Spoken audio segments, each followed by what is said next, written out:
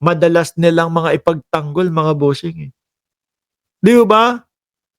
Yan yung mga madalas nilang ipagtanggol, mga kababayan. Sabi, ni Naida paano ba yan? Naida Garinggalaw, 2232, no work, no pay sa mga uma-absent sa session. Dapat si Bato din, no?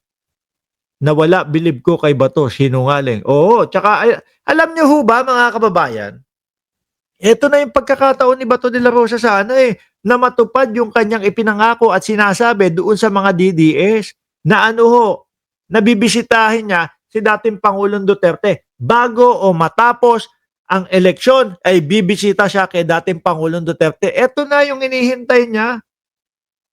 Di po ba? Sabi niya pa nga, I am ready. Hindi naman pala ready. Ano?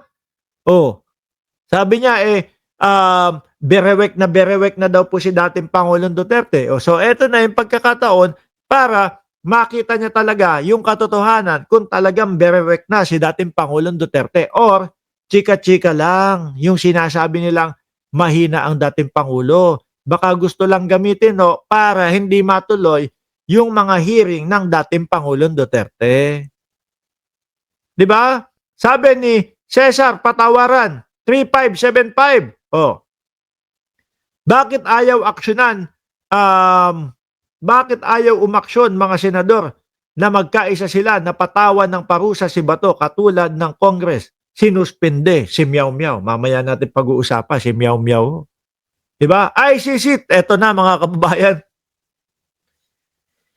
Lalong kakabahan na naman yung idol ninyo si Bato de la Rosa. Bakit to mga bossing? Eto, ang ICC po, Desyembre 2, 2025, ICC takes Libyan war crime suspect into custody. May inaresto na naman mga kababayan. Nako, hindi na malulungkot ang dating Pangulong Duterte. Doon meron ng kosa ang dating Pangulong Duterte a general view of the International Criminal Court on the day former President Rodrigo Duterte arrives in Rotterdam, The Hague Airport. Ganito itsura. No, The Hague, Netherlands.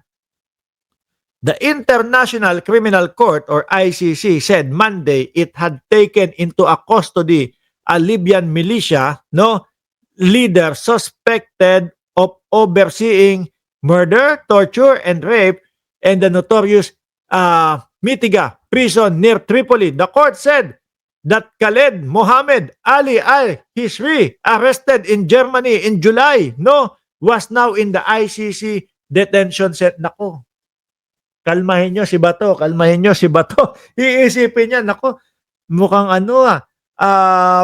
talagang masigasig na mag-aresto na yung ICC Talagang 100% na nang-aaresto na yung ICC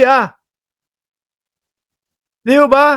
Kalamayin nyo ang loob ni Bato de la Rosa. Bato, hindi pa ikaw to. Pero kung sakali man, Bato de la Rosa, na ikaw ay maaresto na at dali na din sa Hague, nako, di ang dami nyo na dyan. Magtotropa na kayo. Sama-sama na kayo. Kung idadagdag pa si Bongo next year, mga kababayan, di happy-happy na sila doon. Di ba? Tama, sabi ni Tobats, I am ready to escape.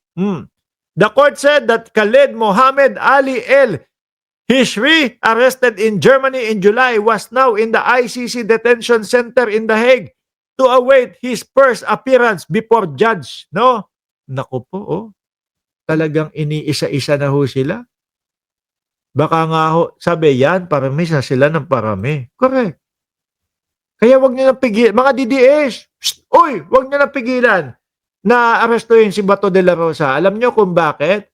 Eto madami na silang magkakasama. Naku, si Ma'am Elma Singcuenco, nagmiyembro pala sa atin, nalagpasan ko. Maraming salamat po. Madami na silang kasama Hindi na malulungkot yung mga idol ninyo.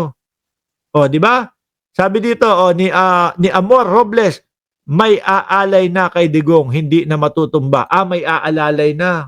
Oo. tsaka ang gawin nyo doon, total naman ba to? Magpapasko, ikaw daw ang tagaluto. Sabi ni dating Senador Trillanes. Si Bongo naman, ano gagawin ni Bongo? Tagaluto ng lugaw? Mahilig maglugaw-lugaw din yung si Bongo eh, no? Papakain ng lugaw, kalahati pa yung itlog, anak, anak ng tinapa. Oh, di ba? Ito ho, mga kababayan, ito po itong balita na ito, naku po, yan po ay makakapagpalakas lalo ng kabog ng dibdib nung Bato de la Rosa. E biruin mo, una sila-sila lang. Ngayon, meron ng mga ganyang nahuhuli, inaaresto. So talagang seryoso ho. Sabi ni Chay Cher, yun purpose nun para sa'yo. Oh, talagang love triangle si Bato at si Bongo. Pag nagkasama-sama po dyan, ako, bring them home na po ang isisigaw ng mga DDS. Ano po, pagka nagkasama-sama na ho dyan, mga kababayan, lalo na ito, bagong tropa nila, bagong kakosa nila, Libyan, ano kaya gagawin nila doon? Ano kaya ang gagawin nila doon, mga bossing, no? Oil-rich Libya is still grappling with the aftermath of the armed conflict and political chaos that followed the 2011 NATO-backed uprising that toppled longtime dictator of Muammar Gaddafi. Naku po. Bad sign for Bato. ICC is getting hot now. Kaya nga ho hindi na pumasok sa Senado mga bossing Hindi na pumasok dahil diyan tingin ko ang magiging ending ni Bato de la Rosa. Pagka pumasok siya sa Senado, pag pumasok ko, tapos biglang, labas na yung warrant of arrest. Kasi sa nakikita ko, ang ginagawa po doon sa warrant of arrest, mga bossing, iniipit na lang muna yan upang sa ganun, kumbaga, baka mapalabas si Bato de la Rosa. Di ho ba, mga kababayan? Isipin ni Bato, wala naman nata talagang warrant of arrest. Lumabas na nga ako. Nainip sa lungga. Ayun, paglabas, inabangan doon sa Senado. Tsaka ho mga kababayan, idagdag ko na din ho ito. Madami ang nagrereklamo doon sa pa-absent ni Bato de la Rosa. Isama ko na din ho ito. Ano sabi ni Cristina Conti? Iniusisa ni International Criminal Court Assistant to Counsel Attorney Cristina Conti ang liderato ng Senado kung pinapayagan nilang umabsent ng matagal ang isang senador dahil di umano iba ang sitwasyon sa mga ordinaryong empleyado na agad daw tinatanggal sa trabaho kapag matagal nang hindi pumapasok. Correct. Di ba? At eto nga ho, di ba? Ibinoto ng taong bayan tapos hindi gagawin yung kanyang trabaho. Paano yun? Ping Laksamana, nahihiya si Bato kasi maaabala si No Brain Padilla. Kasi sasamahan daw, Diyos ko po, magsama-sama na sila talaga lahat dyan. Ano po, isama na din ho nila, mga boss chief amo, sir. Sino? Si Meow Meow. Oo, si Meow Meow. Nako. Dapat nga nandun. Malapit na din ho yun, si Meow Meow. Si Congressman Barsaga ho, mga kababayan. Sa dami ng problema ni Barsaga, tingin ko po matutuluyan yon, no?